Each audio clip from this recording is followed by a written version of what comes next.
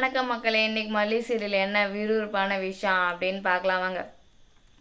மல்லியால் வெண்பாவை மறக்கவே முடியல. அவன் நினப்பாவே இருக்கா மல்லி. அதை என்ன பண்ணுறான்னா, அவள் பாட்டுக்கு மல்லியை பற்றி வெண்பாவை பற்றி மல்லி யோசிச்சிட்டே இருக்கும்போது வெண்பா வந்துடுற மாதிரி அவளுக்கு தெரியுது. எப்படி வெண்பா இங்கே எப்படி வெண்பா உன்னால் வர முடிஞ்சுது அப்படின்னு சொல்லிட்டு மல்லியம்மா, உங்களை விட்டு நான் எங்கேயுமே போக்குமா, உங்கள் கூடயே தான் இருப்பேன், நீங்கள் எங்கே இருந்தாலும் உங்களை தேடி கண்டிப்பாக வந்துடுவேன் அப்படின்னு வெண்பா குட்டி சொல்கிறான். உடனே மல்லியம்மா, நான் உங்கள் மடியில் படுத்துக்குவா அப்படிங்கவும், வாடா படுத்துக்கூடா சொல்லலாம் அப்படின்னு சொல்லிட்டு படுக்க வச்சு கையில் தடவி விட்றா. அது என்னன்னு பார்த்தீங்கன்னா, அது கனவு. அதே தெரியாமல் மல்லி தடவி விட்டுனே இருக்கா. பாபு இதை பார்த்துறாரு. பாபுக்கு பார்த்தோன்னே சரி கோவம் வந்துடுது.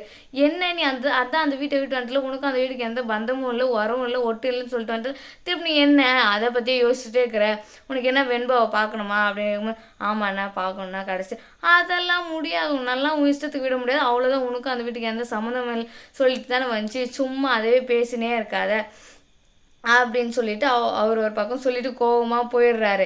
இதுக்கப்புறம் எதனா ஒன்று மட்டும் அந்த வீட்டுக்கு போகணும்னு நினச்சா, உங்கள் அண்ணனை நீ உயிரோடே பார்க்கவே முடியாது, பணமாக தான் பார்க்குவேன் அப்படின்னு அவரு ஒரு பக்கம் மிரட்டிட்டு போயிடுறாரு.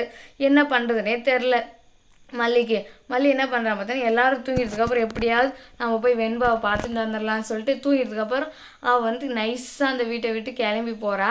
கிளம்பி போயிட்டு அங்கே போயிட்டு என்ன பண்ணுறான்னு பார்த்தீங்கன்னா, அங்கே ஒரு பக்கம், அண்ணே நான் வெண்பாவை பார்த்தே ஆகணும்னு சொல்லிட்டு வாட்ச்மேனுக்கிட்ட போய் நிற்கிறேன். அண்ணே வெண்பாவை கூப்பிடுங்க அண்ணே ப்ளீஸ்ண்ணே, ஒரு வாட்டி பார்த்துட்டு போயிடுறேன் அப்படின்ற மாதிரி வாட்ச்மேனுக்கிட்ட கேட்கும். வாட்ச்மேன், இல்லைம்மா உன்னால உள்ளே அலோவ் பண்ணக்கூடாது அப்படின்னு சொல்லி வச்சுருக்காங்க.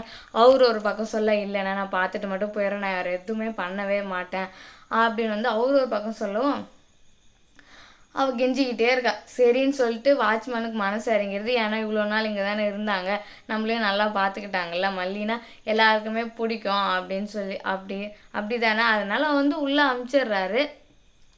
உள்ளே போனோடனே அங்கே போய் பார்த்தா அங்கே ஒரு பெரிய வில்லவம். யாருன்னு பார்த்தீங்கன்னா, நம்ம போதும் பொண்ணு ரஞ்சிதா தான். எப்படி உள்ளே விடுவாங்க, இவ தான் வெளியே வீட்டை விட்டு போயிட்டு இனிமேல் வீட்டுக்குள்ளேயே வரக்கூடாதுன்னு பிளான் பண்ணவங்களாச்சு.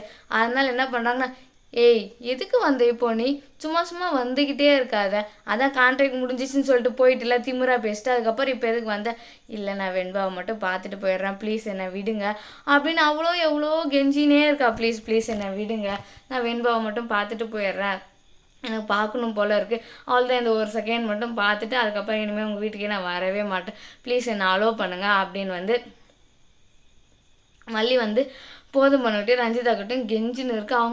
அவங்க திமிரா பேசிக்கிட்டே போயினே இருக்காங்க. என்ன உன்னெல்லாம் அலோவ் பண்ண முடியாது, அவ்வளோதான், போயிடு ஒழுங்கு மரியாதை அப்படின்னு திட்டினே இருக்காங்க.